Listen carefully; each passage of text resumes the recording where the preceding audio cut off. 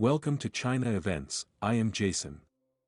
The 15th BRICS leaders meeting will be held in Johannesburg, South Africa, from August 22 to 24, and the expansion of BRICS mechanism and de-dollarization are the two main focuses of the most attention. In order to obstruct the cooperation of the BRICS countries, some Western media recently spread various rumors, including Indian Prime Minister Modi may not go to South Africa to participate in the meeting. India opposes the expansion of the BRICS membership and downplayed the prospects of BRICS cooperation. Even the South African Foreign Minister Pandor has angrily denounced that some media fabricated rumors, trying to undermine the success of the summit. On the evening of 15th, China and India simultaneously issued a joint press release on the 19th round of talks at the level of military chiefs, launching positive, in-depth and constructive communication around the resolution of the remaining issues in the western sector of the Sino-Indian border. Previously had hot speculation, BRICS mechanism cannot accommodate both India and China, the US Bloomberg said on the 16th, which laid the foundation for the Chinese and Indian leaders to meet at the BRICS summit. South Africa's Deputy Director General of the Department of Foreign Affairs, the General Coordinator of BRICS Affairs Anil Sukral recently told the Global Times reporter that the Johannesburg BRICS Summit will be an event advocating unity and focusing on development, but also an opportunity to resist the Western alliance's attack on BRICS partners China and Russia. EST August 15, the U.S. Treasury Department released the latest phase of the International Capital Flows report shows that the report delayed 2 months customary, currently only published to June data. June global at least 14 countries sold U.S. Treasury bonds. Among them, China, Belgium, Luxembourg, India, Brazil, Singapore, South Korea, Saudi Arabia, Vietnam and other varying degrees of selling U.S. debt. It is worth noting that, following a number of oil-producing countries in May collectively sold U.S. Treasury bonds, in June the world's largest oil producer Saudi Arabia and another oil-producing country, the United Arab Emirates once again sold U.S. debt. Saudi Arabia from April to June has been 3 consecutive months, a total of $8.1 billion in U.S. Treasury bonds sold.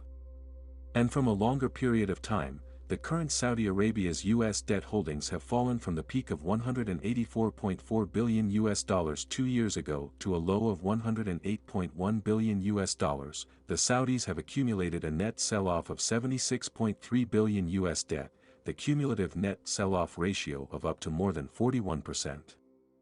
At the same time, the oil-producing UAE following the May sell-off of $1.2 billion U.S. bonds, June sell-off of $3.8 billion U.S. bonds.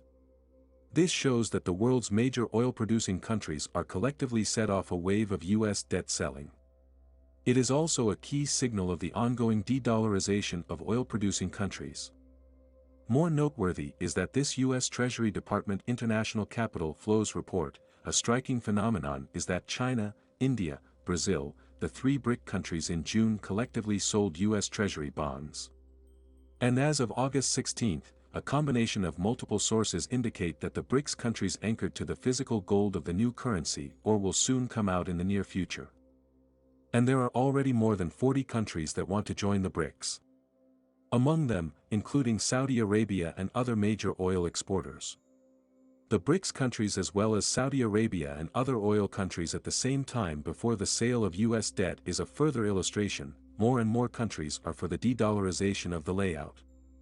Considering that the BRICS countries now account for about a quarter of the world's GDP, and that more and more countries are looking to join the BRICS and support the new gold-anchored currency, it is expected that at least up to a third of the world's trade and commerce will be traded in the new currency in the future.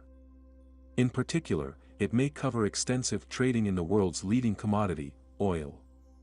Undoubtedly will be a direct impact on the petrodollar U.S. debt, the U.S. economy's greatest strengths of the combination. Not only that, according to the U.S. Treasury Department and the Federal Reserve's former official Bozer, more and more of the world's oil trade are actively away from the U.S. dollar.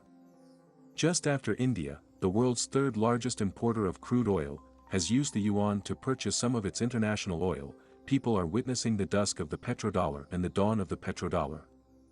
It seems to be in response to the growing challenge to the petrodollar's U.S. debt status that the U.S. last week demanded that Saudi Arabia ensure that it settles its oil exports to China in U.S. dollars instead of yuan.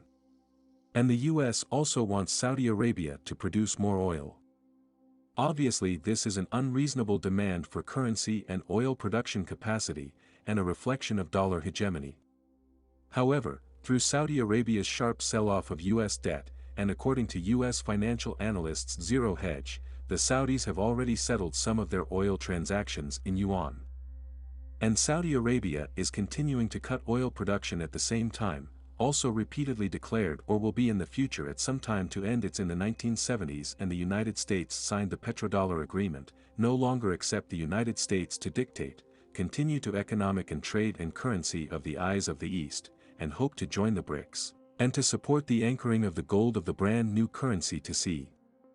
The US plan to barely maintain petrodollar US debt status is falling flat. Over the past years, China has been reducing its holdings of US debt, and in 2013, China held $1.3 trillion in US debt, reaching an all-time high, and since then China has continued to reduce its holdings of US debt, and as of January 2023, China has cumulatively sold $458.4 billion in US debt, with the sell-off gradually increasing in recent years.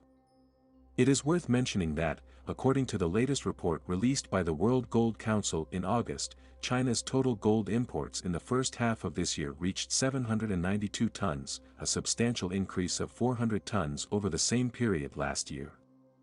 Since 2017 to June this year, Chinese buyers have purchased 6,927 tons of gold from Switzerland and other overseas markets, which means that, from the perspective of imports, Switzerland and other European and American markets have shipped about 6,927 tons of gold to China over the past 6 years.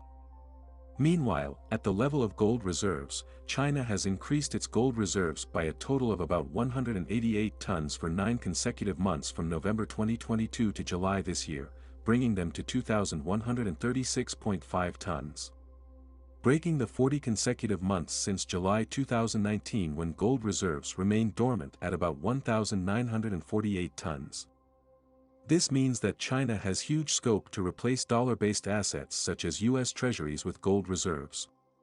And according to the U.S. House of Representatives Financial Services Committee predicts that China exists to empty the U.S. debt, and then sell more than $830 billion U.S. debt may be the size of these funds or will be replaced by as much as about 13,000 tons of gold reserves, and China will become much higher than the U.S. 8,133.5 tons of gold reserves of the world's largest gold reserve countries.